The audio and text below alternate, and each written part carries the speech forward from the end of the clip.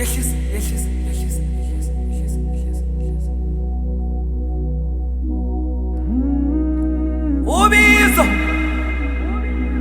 Lungibize engalweni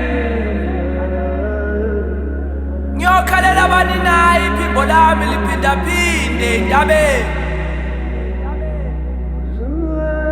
Ngithi inyawo zami ngibeleze kulomhlaba nemsini Ngifunana noxolo engalweni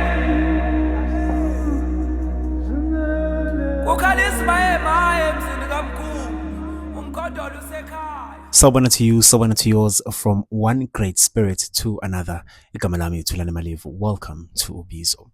Today we speak of a danger more subtle than ignorance, a shadow that walks beside awakening. We speak of the difference between spiritual ego and spiritual maturity, because not everything that glows is gold, and not everyone who is loud is awake. Spiritual ego, how I would define it, is its knowledge that has not yet been humbled by life. It speaks the language of consciousness, but has not yet bowed to responsibility. It knows the names of the ancestors, but has not yet learned to listen. Spiritual ego says, I see what others cannot see. Whereas on the other hand, spiritual maturity says, I must be careful with what I now see. Wokeness becomes a mask when awareness is used to feel superior rather than accountable. When liberation becomes branding, when spirituality becomes performance, when identity replaces discipline. In Alkebulan cosmology, knowledge was never rushed. It was guarded, it was measured, it was most definitely earned through character. Anyone could learn fact, but very few were trusted with power. Awakening turns toxic when it skips humility, when the initiate speaks before being purified, when wounds speak louder than wisdom, and when rage is mistaken for truth. Our ancestors warned us. Knowledge without grounding creates an imbalance. Fire without a hearth burns the village, rather.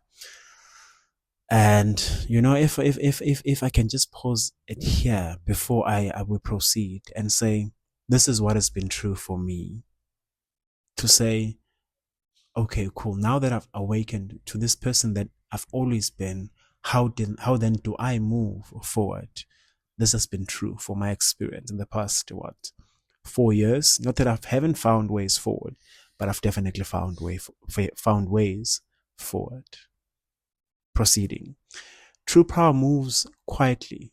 It listens more than it declares. It watches before it names. It acts without needing witnesses. In Alkebulan traditions, the most powerful elders spoke the least. Silence was not weakness. It was containment. A person who cannot hold silence cannot be trusted with spirit. Reason being because awakening is not about elevation. It is rather about alignment. Discipline trains the ego to step aside. Humility keeps the channel clean. And silence allows ancestral wisdom to land without distortion. This is why initiates were tested, not celebrated. This is why they were observed and not amplified. This is why they were corrected and not applauded. Maturity was proven by steadiness, not by visibility. Therefore, fellow great spirit, slow down. Let your life digest what your spirit has seen. Clean your habits, tend your body, repair your relationships.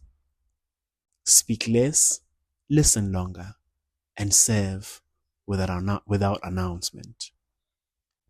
If your awakening is real, it will soften you, not harden you. It will deepen your compassion, not sharpen your tongue. It will make you safer to be around. This is Alkebulan consciousness. Wisdom embodied, not advertised. Until next time, okuhle, umusa, kanye nokukhanya ekuhambeni kwakho. Light, mercy, and sacred illumination on your path.